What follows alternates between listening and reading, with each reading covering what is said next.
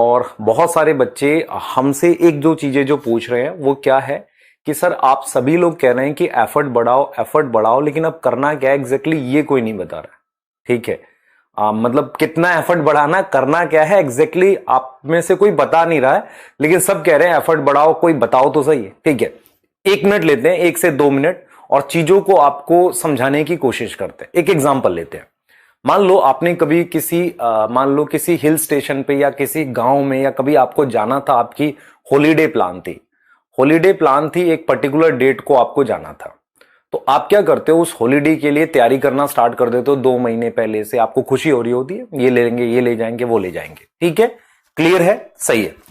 उसके बाद क्या करते हो, जिस दिन आपको जाना होता है उस दिन तो पैकिंग करते ही हो ना, 1 दिन पहले, बोलो। ठीक है, अब पैकिंग करने के बाद भी कई सारी चीजें आपकी छूट भी जाती हैं। तो उसमें क्या होता है बेटा, उसमें क्या होता है कि अगर मैं पैकिंग रैंडम करता हूं, रैंडम का क्या मतलब होता है, अरे अच्छा ये भी रख लेते हैं, ये भी रख लेते हो, तो डेफिनेटली छूट जाती है। एक स्मार्ट तरीका क्या होता है, एक चेकलिस्ट बना लो। चेकलिस्ट क्या होती है बेटा, चेकलिस्ट होती है मुझे ये सामान चाहिए। और ये चेकलिस्ट कब बनती है, ये जाने से 1 दिन पहले नहीं बनती बेटा, आपको वो बना के लेकर चलनी पड़ती है 2 महीने 15 दिन पहले, क्योंकि कई चीजें आपको लास्ट मोमेंट में मिलेगी नहीं ना। आप सोचो ध्यान से, कोई चीज लेने जा रहे हो लास्ट मोमेंट पे, आपको मान लो नए जूते खरीदने हैं, कल सुबह निकलना है, आज रात हो गई, तो कहां से खरीद के लाओगे। तो आपको एक चेकलिस्ट की आवश्यकता पड़ती है, चेकलिस्ट की जरूरत पड़ती है। तो अब आपका एग्जाम का जो 3 महीना रह गया है, तो यहां से आपको अब चेकलिस्ट की जरूरत पड़ेगी। कैसे करना है मैं आपको एग्जैक्टली बता रहा हूं। सबसे पहले तो चेकलिस्ट में आपको क्या करना पड़ेगा समझो। चेकलिस्ट में आपको इस तरीके से करना है। ठीक है, चेकलिस्ट में सबसे पहले आप क्या लिखो कि आपके पास टोटल कितने चैप्टर है, क्योंकि आपको क्या कोई चैप्टर छोड़ने चाह रहे हो, नहीं। तो चेकलिस्ट में सबसे पहले टोटल चैप्टर्स नोट कर लो अपनी कॉपी में कहीं पर कि सर ये चैप्टर्स हैं, ये हमने नोट कर लिए। ठीक है, हो गया, चैप्टर नोट कर लिए।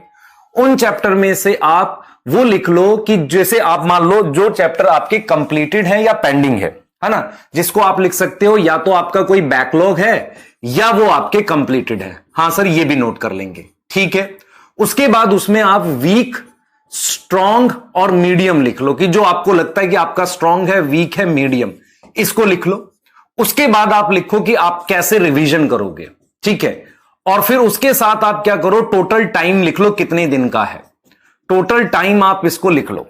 आप अपनी कॉपी में 1 2 3 करके कई पेजेस बना लो, टोटल 90 नंबर डालो, 90 डेज रह रहे हैं तो पूरा 90 का 90 ऐसे करके आप लिख लो। ठीक हो गई बात। अब आपने क्या करना है, अब मैं मान के चल रहा हूं कि आपका जो सिचुएशन में आप हो, आपने चैप्टर्स तो लिख लिए। ठीक है, अब स्टार्ट कैसे करना है उस पे आते हैं। पर मैं ये श्योर हूं कि मुझे इस 90 दिन में कम से कम सारे सिलेबस की कम से कम बता रहा हूं 5 से 7 रिवीजन करनी है। क्लियर है ये चीज, आप क्लियर हो बिल्कुल। 5 से 7 रिवीजन तो मिनिमम करनी पड़ेगी। ठीक है, मेरा कोई बैकलॉग है उसे भी कंप्लीट करना पड़ेगा। और जो स्ट्रॉन्ग टॉपिक्स हैं, मैं फिर रिपीट करता हूं, स्ट्रॉन्ग टॉपिक्स जो होते हैं जिनमें आपको ज्यादा रिवीजन में टाइम नहीं लगता, जिनमें रिवीजन में टाइम लगेगा उनको हम वीक मानते हैं और या मीडियम मानते हैं। जिनमें रिवीजन में ज्यादा टाइम लगेगा वो हो सकता है मुश्किल चैप्टर हो आपके लिए, वो नोट कर लो। अब आपको क्या करना है, इनको इन डेज में डिवाइड करना पड़ेगा। क्लियर है, इन डेज में आपको डिवाइड करना पड़ेगा। अब यहां पर आता है असली सवाल। सवाल यह आता है कि आप में से बहुत सारे बच्चे ये सोचते हैं कि यार अभी हम कहां हैं एग्जैक्टली। तो उसके लिए आपको क्या करना है, ये पेज देखो जरा। अब देखो, मैं आपको 4 चीजें लिख रहा हूं बोर्ड पर। एक मैं लिख रहा हूं बैकलॉग, ध्यान देना बेटे, ये आपके लिए बता रहा हूं सिर्फ जो मैंने टाइम लिया है। एक लिखो बैकलॉग, एक लिखो करंट, एक लिखो रिवीजन और एक लिखो टेस्ट। ये 4 चीजें आपके अराउंड इस वक्त घूम रही होती है।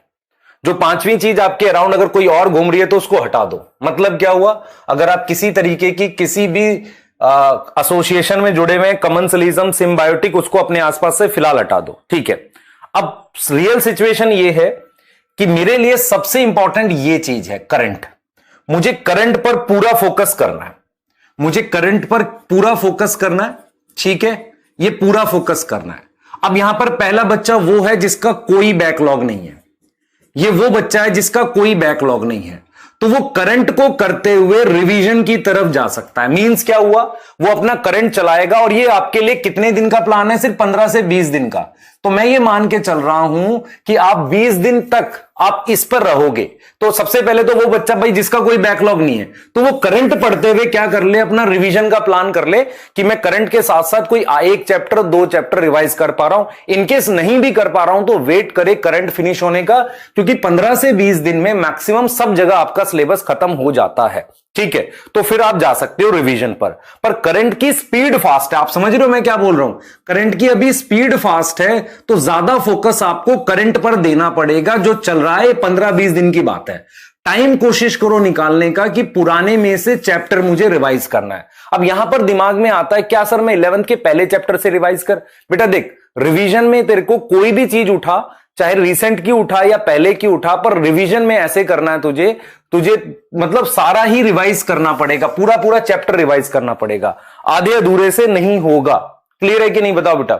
आधे अधूरे से नहीं होगा, तुझे पूरा ही रिवाइज करना पड़ेगा। जैसे फॉर एग्जांपल मैं तेरे से कहता हूं कि तुझे क्या करना है, क्या प्लांट फिजियोलॉजी करने लग जाऊं, ह्यूमन फिजियोलॉजी करने लग जाऊं, कुछ भी कर, लेकिन चैप्टर को पूरा कर, आधा अधूरा मत कर। ठीक है, और एक टाइम बना ले कि मुझे आज 4 घंटे ये चीज रिवाइज करनी है, पर ये करंट फिनिश होने के बाद। दूसरा चीज, अब कोई ऐसा बच्चा जो करंट पढ़ रहा है जिसका बैकलॉग है, तो वो करंट के साथ कोशिश करे थोड़ा बैकलॉग कंप्लीट करने की। अब आप बार बार यही पूछ रहे हो कि सर बैकलॉग करना कैसे?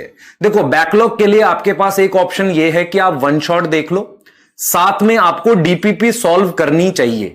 उसके साथ में आपको बेटा कुछ शॉर्ट नोट जैसा आपके पास होना चाहिए या बना लो, ताकि आप क्या कर सको, बाद में रिवाइज कर सको। बैकलॉग इस समय आपका पूरे पूरे लेक्चर देखने से शायद कंप्लीट ना हो, अगर वो क्लास 11th का है तो वहां को आप अपने वन शॉट के थ्रू, या आपके टीचर ने दिया होगा या हम लोग भी दे रहे होते हैं, तो उन वन शॉट के थ्रू आप कर सकते हो, अगर कर पा रहे हो तो। सुन लो, नहीं तो फिर पूरे लेक्चर देखने पड़ेंगे। तो एक तो ये ऑप्शन है कि बैकलॉग आप ऐसे करोगे। ठीक है, तो इसका मतलब 2 तरह के बच्चे हैं, एक जिनका बैकलॉग है तो वो करंट पढ़ते हुए बैकलॉग को कवर करो 15 से 20 दिन, और जो बाकी हैं वो करंट पढ़ते हुए रिवीजन को करो। अब बात है टेस्ट की बारी। टेस्ट बेटा आप अभी करंट के टेस्ट ही दो, जो करंट चल रहा है उसके टेस्ट देने कंपलसरी हैं, क्योंकि ये फिर बैकलॉग में चला जाएगा नहीं तो आपको क्या करना है, करंट के टेस्ट देने हैं कंपलसरी, तो करंट के टेस्ट जरूर दो। उसके अलावा अगर आपके पास ऑलरेडी ऐप पर टेस्ट अवेलेबल हैं और हमारे पास हैं भी, तो उनको भी देना है आपने। कैसे देना है? मान लो आपने रिवीजन का कोई चैप्टर किया, उसका एक इंडिविजुअल टेस्ट दे लो। ठीक है, करंट के सारे आपने देने हैं। ये चीज समझ में आ रही है? अब सवाल आता है यार हम टेस्ट सीरीज कब स्टार्ट करेंगे? जब तक आपका ये फेज नहीं कंप्लीट होता किसी टेस्ट सीरीज में मत इन्वॉल्व हो, क्योंकि करंट अभी आपका इतना तेज चल रहा है जो टोटल सिलेबस का 30 से 40% भी हो सकता है। 30% तो मिनिमम होगा। अगर आपका वो 30% सिलेबस है तो आप कैसे उसको छोड़कर इधर उधर भाग सकते हो? जैसे ही आपका ये कंप्लीट हो, करंट के टेस्ट कंप्लीट हो, फिर आप एक टेस्ट सीरीज पर होना चाहिए। और टेस्ट सीरीज जब आप दोगे, ये वो टाइम होना चाहिए जब आपका सारा सिलेबस कंप्लीट हो चुका है अलोंग विद बैकलॉग, या अगर बैकलॉग थोड़ा बहुत बचा हुआ है पर करंट कंप्लीट हो चुका है। अब आप आओ टेस्ट सीरीज पर। टेस्ट सीरीज हमेशा कैसी मूव करनी चाहिए? पार्ट टेस्ट के साथ। पार्ट टेस्ट का मतलब यह होता है कि मान लो आपके पास 1 वीक का टाइम है और 4 चैप्टर तैयार करने हैं, तो आप चारों चैप्टर को अच्छे से तैयार करो। उस पार्ट टेस्ट को दो 3 घंटा, 3 घंटा देने के बाद उस टेस्ट को 2 घंटा एनालाइज करो, बाकी का दिन सेल्फ स्टडी करो, क्योंकि जैसे ये करंट आपका खत्म होगा उसके बाद आपके पास पूरा पूरा दिन बचा करेगा। 13, 14, 15 घंटे तक पढ़ सकते हो। तो आप 3 घंटे टेस्ट दो, 2 घंटे आप क्या करो बेटा, एनालाइज करो, 2-3 घंटे जो चीजें मिसिंग है उसको याद करो। तो यहां आपको क्या करना पड़ेगा, एक रजिस्टर बनाना पड़ेगा टेस्ट सीरीज के साथ, जिसमें आप क्या लिखते चलोगे, अपनी मिस्टेक्स, ये कमी है, ये वीक रह गया, उसको लिखकर याद करते हुए चलोगे। वो आपको करना पड़ेगा यहां पे। और फिर वो टेस्ट सीरीज पार्ट टेस्ट की होगी। फिर आप क्या करेंगे, फुल सिलेबस पे एंटर करेंगे। तब तक मत एंटर करो जब तक आप पार्ट टेस्ट की एक पूरी सीरीज पास ऑन ना कर दो। कोई बच्चा अगर डायरेक्टली फुल सिलेबस पे जाएगा तो नुकसान पहुंचेगा। फिर आप लास्ट में जाकर आखिरी के 1 महीना, 2 महीना, 1.5 महीना, 15 दिन फुल सिलेबस पे जाओ। लेकिन फुल सिलेबस कम से कम जो है वो कम से कम बता रहा हूं आपको, कम से कम 15 के आसपास, 20 के आसपास फुल सिलेबस लगाने हैं आपने। ये मैं आपको एग्जैक्ट बता रहा हूं। ठीक है, तो अभी आप कहां हो, यहां हो, या तो पीछे से यहां से कंप्लीट करो अगर आपका ये है, नहीं तो करंट के साथ थोड़ा थोड़ा रिवाइज करो जितना आप कर सकते हो। ठीक है, पर इस पे पूरा फोकस होना चाहिए आपका। क्लियर है? दूसरी चीज, टेस्ट क्या देने हैं आपने, करंट के दे लो, कुछ टॉपिक के जो चल रहे हैं। पुराने टेस्ट अगर मान लो आप रिवीजन कर रहे हो उसके दे लो, या बैकलॉग कवर कर रहे हो फिर उसका जरूर दो। ठीक है, टेस्ट सीरीज एक पूरी फॉलो करनी है जिसमें पार्ट टेस्ट होगा। पार्ट टेस्ट करने के बाद आपने फुल सिलेबस स्टार्ट करने हैं। बिना पार्ट टेस्ट करे फुल सिलेबस करोगे तो गैप रह जाएगा, और कोई भी टेस्ट में आपको पूरा रिवाइज करना है। पूरा रिवाइज करने का मतलब, अगर आपके पास कोई शॉर्ट नोट्स हैं वो हैं, डीपीपी सॉल्व करके देख लो। ठीक है, लेक्चर आपने दोबारा नहीं देखने होते अगर आपने अच्छे से समझा हुआ है। तो इस तरीके से आपको पूरा रिवाइज करना है। ये क्लियर हुआ कि नहीं? ये क्लियर है। उसके बाद मैंने आपको जो पिछली स्लाइड में ये बोला आपको कि भाई देख के क्या करना है तुझे बेटा, तुझे टोटली तुझे क्या करना है, अपना ये जो है इसको दिन में डिवाइड कर बेटा। ऐसे तो इसको दिन डिवाइड कर ले। अब क्या कर, मान ले तूने पहले 15 दिन लिख दिए कि भाई 15 दिन मेरा सिलेबस खत्म होगा, तो इस 15 दिन की पहले प्लानिंग कर ले। ठीक है, अपनी 15 दिन की प्लानिंग कर ले, मुझे क्या करना है। तो 15 दिन में मेरा जो सिलेबस चल रहा है मैं वो कर रहा हूं, और साथ में मेरे को बैकलॉग या रिवीजन। तो पहले तू 15 दिन का बेटा अपना स्लॉट बना ले कि मुझे ये काम करना है, छोटे छोटे टुकड़ों में कर। फिर अब मान ले 15 दिन में तेरा सिलेबस खत्म हो गया, अब बच गए तेरे पास लगभग 70 डेज। अब तुझे क्या करना है, अब उन 70 डेज को लिख ले एक एक चैप्टर करके कि भाई मैं इस दिन ये चैप्टर करूंगा, और कोशिश कर कि अपनी टेस्ट सीरीज तो उस चैप्टर के साथ अलाइन कर ले। ये समझ में आ रहा है? उनके साथ अलाइन कर ले। तो उस तरीके से करते हुए आगे चलो। ठीक है, उस तरीके से आगे चल कि मान ले मैंने ये 15 दिन कंप्लीट कर लिए, अब इसके बाद मैं दोबारा से 1 से लिख रहा हूं। अब मैंने क्या करना है, इस वीक में मैंने 6 दिन लिखे हैं। अब मेरे को लगा कि भाई पहले टेस्ट में 4 चैप्टर आ रहे हैं, एक फिजिक्स का, एक केमिस्ट्री का, एक बॉटनी का, एक जूलॉजी का। मुझे लग रहा है कि मैं ये तो 3 दिन में ही कर दूंगा। ठीक है, पर तेरा जब आगे जाएगा तो कोई ऐसा चैप्टर भी तो होगा जो तेरा वीक होगा। मान ले तूने ऑप्टिक्स नहीं पढ़ी हुई है, तो कोशिश कर कि उस एक दिन को जो अभी स्लो चल रहा है यहां पर उसको कवर कर ले, क्योंकि आगे जाकर फिर तैसे वो होगा नहीं। दूसरी चीज, और उसके अलावा यहां पर कुछ छोटे प्लान, अगर तुम्हें लगता है कि टेस्ट सीरीज का सिलेबस आराम से मैनेज कर रहे हो, तो छोटे प्लान का क्या मतलब होता है, ऐसे स्टार्ट कर लो। जैसे कि मैं क्या करूंगा, डेली सुबह मॉर्निंग में आधा घंटा इनऑर्गेनिक रीड किया करूंगा, क्योंकि उसका डाटा आता है। या डेली मॉर्निंग में आधा 1 घंटा मैं क्या करूंगा, एनसीईआरटी रीड किया करूंगा बायो की। तो ऐसे छोटे प्लान आप इनमें डाल सकते हो। ठीक है, लेकिन वो प्लान ऐसे नहीं होने चाहिए कि आज इनऑर्गेनिक रीड करी तो मैं अगले दिन कुछ और करूंगा, पर आपको फिर वो पूरी करो, 7 दिन करो, ताकि वो एक कंप्लीट भी तो बने आपकी। तो इस तरीके से कर सकते हो। तो जब आपका टेस्ट वाला प्लान स्टार्ट हो जाएगा, तो मान लो 4 चैप्टर 6 चैप्टर आ रहे, कोशिश करो उनको जल्दी से खत्म करके आप कुछ और प्लान्स भी डाल सको और उनको रिवाइज करो। और हर एक चैप्टर को कैसे करना है, proper notes, proper short notes हैं आपके पास, फॉर्मूले हैं, क्वेश्चंस बनाने, इस तरीके से जाना है। तो मैं फिर रिपीट आपको कर देता हूं, क्या करना है। हमने 15-20 दिन अपने करंट पे रहना है। फिर हमने क्या करना है, हम इस करंट के साथ इधर भी थोड़ा देख सकते हैं, इधर भी, जैसा आपकी सिचुएशन हो। उसके साथ जब टेस्ट स्टार्ट होंगे तो करंट के टेस्ट तो आप देते रहो। अगर आपने पुराने टेस्ट नहीं दिए हैं तो पुराने टेस्ट को आप यहां दे सकते हो, कि जब आपकी टेस्ट सीरीज स्टार्ट होगी कोई, तो मान लो आपने लिविंग वर्ल्ड का टेस्ट आपने पहले दिया नहीं था, तो आपका भाई इसमें आ रहा हो अगर लिविंग वर्ल्ड, तो वो इंडिविजुअल टेस्ट आप यहां दे दो। ठीक है, इस तरीके से करोगे तो होगा।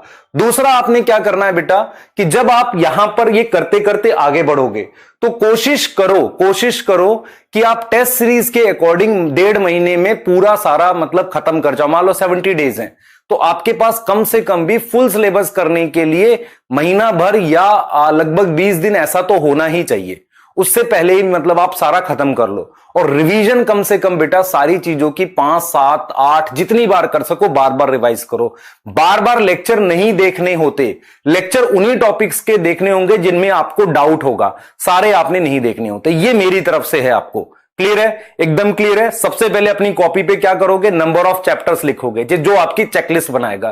क्या मेरा कोई चैप्टर वीक है, उसके बाद आप क्या लिखोगे कि मेरा किसी का बैकलॉग है या सारे कंप्लीट हैं। उसके बाद चेक करोगे कि आपका कौन सा चैप्टर, आपका कह रहा हूं वीक, स्ट्रांग और मीडियम है, उसमें ईमानदार रहना तो अच्छा रहेगा। उसके बाद आप क्या करोगे, रिवीजन के लिए आपको मान लो उन चैप्टर्स के लिए, जैसे मान लो आपने कोई चैप्टर पढ़ा ही नहीं है तो उसे वीक में रखो, पढ़ रखा है क्वेश्चन भी बना रखे तो मीडियम में रखो, 1 घंटे में रिवाइज कर सकते हो तो उसे स्ट्रांग में रखो।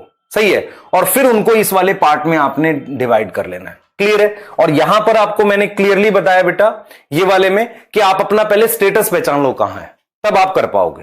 क्लियर है? और जो आपको मैंने बोला कि जब टेस्ट सीरीज के साथ मूव कर रहे होगे तो कम से कम भी मान लो एक हफ्ते में सिर्फ 4 ही चैप्टर आ रहे हैं, तो कोशिश करो कि अगले वाला भी आप सिलेबस पहले ही करके बैठ जाओ। ठीक है? और आप कुछ ऐसे चैप्टर्स हैं जो आपको मुश्किल लगते हैं, उनको बीच में करते हुए चलो और बार बार रिवीजन करो। मान लो आप 2 बार 4 बार रिवीजन करो। जैसे हो गया क्या, आगे जाकर आपको क्या होगा, वीक में मान लो 5 चैप्टर आ रहे हैं, आपने पहले 2 दिन में रिवाइज कर लिया, अगले 4 दिन बचे पूरी ऑर्गेनिक कर ली फिर से। ऐसे कर करके फिर आपके पास टाइम बचा करेगा, फिर आप कर पाओगे। क्लियर है? मान लो अब आपके पास कितने चैप्टर आ रहे हैं, 10 आ रहे हैं, आपने वो 2 दिन में कर लिए जल्दी से, बच गए आपके पास 5 दिन टेस्ट के, आपने पूरी 11th की बायो एक बार करके छोड़ दी। ऐसे कर करके ही बेटा आपका रिवीजन बनेगा। तो ये आपको बेसिकली मैंने रिवीजन के लिए बताया, मैंने बहुत सारा टाइम ले लिया आपका, ठीक है, लेकिन मेन है कि कैसे करना है, ये मेन बताना है आपको।